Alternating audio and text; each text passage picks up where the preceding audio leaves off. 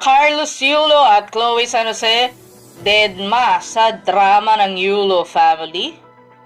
So ito na nga, sina Carlos Yulo at Chloe Angele San Jose ay muling nagpasaya na maraming followers nila dahil sa kanilang bagong video. So wala na talaga silang pake kung may bitter man, nakagalit, malungkot, nagdadrama, whatever.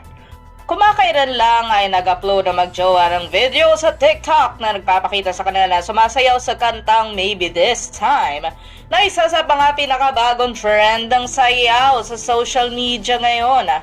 Sa video, marami rin na nakapansin na mahaba ang buhok ni Chloe bagamat hindi matiyak kung extension lang ito o full wig.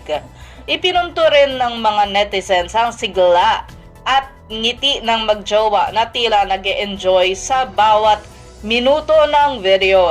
Tinawag din ang kanilang followers sa TikTok si Kaloy na Sunny Angel na tumutukoy sa isang maliit na manika na kerubin na tumutulong sa working women sa kanilang kalagitnaan ng 20s na harapin ang stressful adult life. Ito ang ilan sa comments. Full charge na naman Sunny Angel mo kay Chloe, say ni Kriza. Lugi may Sunny Angel sa The Battery, say ni Nikki Hamtori. Sunny Angel and Barbie ko tuwing madaling araw, say ni Aya.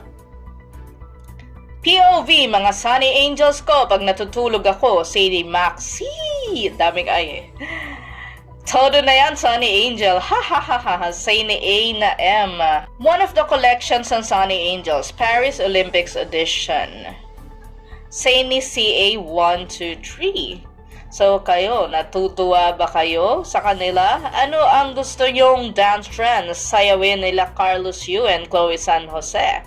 Comment down below and of course, don't forget to like, follow, and share!